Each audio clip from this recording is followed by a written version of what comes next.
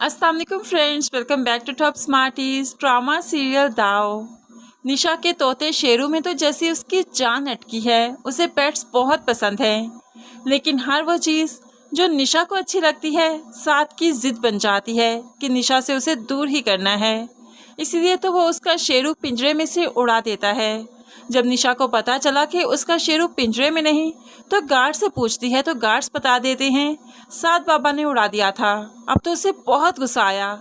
साद जब ऑफिस से जल्दी वापस आया तो फ़ौरन से पहले पूछने लगी, आंटी कहाँ है? आंटी नहीं आई। तो साद बताने लगा, नहीं मामा को काम था, वो थोड़ी देर के बाद आएंगी, वो अभी ऑफिस में हैं।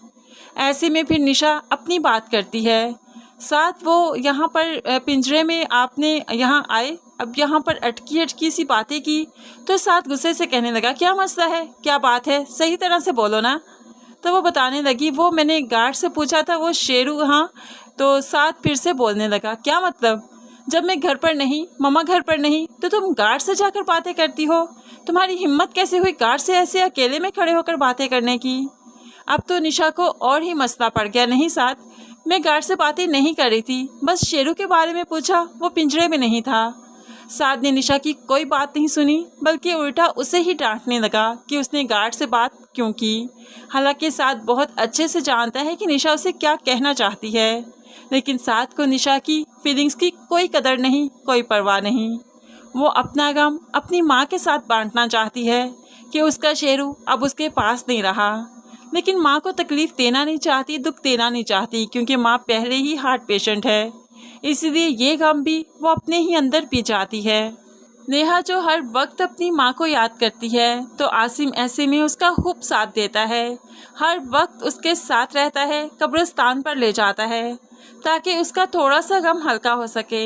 आसिम नेहा का ध्यान बटाना चाहता है, उसे इस ट्रॉमा से निकालना चाहता है, इसलिए तो उसे याद करवाता है, पता है तुमने बताया था तुम्हारी एक दोस्त है निशा, चलो उसके घर चलते हैं। तो यहाँ पर नेहा को याद आया, नहीं उसकी तो शादी हो गई थी ना, और मेरे पास तो उसका कोई एड्रेस भी नहीं, मेरा मोबाइल गुम हो गया था। तो आसिम कहने लगा, इसमें क्या मुश्किल है, तुम्हें उसके मेके का पता है ना, वहाँ पर चलते हैं, वहीं से उसके ससुराल का एड्रेस मिल जाएगा। तो नेहा खुश हो जाती है, हाँ ये तो मैंने सोचा ही नहीं। ऐसे में आसिम लेकर नेहा को निशा के मेके भी जाता है, जहाँ पर गेट बंद था, और गार्ड ने बताया कि ये लोग काफ़ी देर पहले ही यूएसए जाकर शिफ्ट हो गए। निशा बीबी की तो शादी हो गई, वो तो अपने ससुराल होती हैं।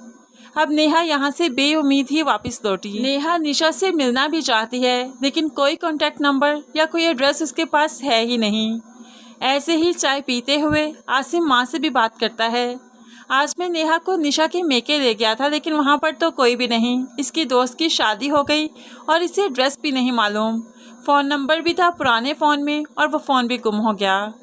तो माँ तो एकदम से हड़बड़ा जाती है, अच्छा तुम्हारी दोस्त, हाँ तुमने एक बार बताया था। अब अलमास बेगम नहीं चाहती कि नेहा और निशा आपस में मिलें और अलमास का भांडा फूट जाए, इसलिए तो वो नेहा को कोई भी कॉन्टैक्ट नंबर नहीं देगी, क्योंकि वो जानती है कि आगे चलकर साथ निशा का बहुत ही बुरा हशर करने वाला है, इसलिए तो वो इन सब से लाताल्लुक होना चाहती है। तो साद ने तो अपना पहला दाव खेल ही दिया। वो चूंकि एक्सरसाइज कर रहा था, तो निशा उसके पास आई और कहने लगी, मुझे भी बहुत शौक है यहाँ पर एक्सरसाइज करने का, लेकिन ट्रेडमिल पर चढ़ना मुझे बहुत डेंजरस लगता है, मैं बहुत डरती हूँ। तो साथ कहने लगा, अच्छा ऐसी बात है, तो चलो ना ऊपर चढ़ो, मैं तुम्हारी हेल्प करता हूँ, देखना मेरे साथ तुम्हें खौफ नहीं आएगा। तो निशा साथ की बात पर यकीन करते हुए ट्रेडमिल पर चलती है, तो साथ भी फिर चुपके से उसकी स्पीड तेज़ कर देता है। निशा चीखती रही, चिल्लाती रही, लेकिन साथ सिर्फ तमाशा देखता रहा। ऐसे में निशा बुरी तरह से नीचे गिरती है कि फर्श पर जब जोर से गिरी तो सर पर चोट आ गई। आबदा बेगम जल्दी से जाकर निशा को बैंडेज करवा के लाती है और फिर साथ को भी खूब डांटती है, लेकिन साथ को भला इनकी डांट की क्या परवाह। अब तो वो अलमास को भी फ़ोन करके बताती है साथ की हरकतें दिन ब दिन बढ़ती जा रही हैं।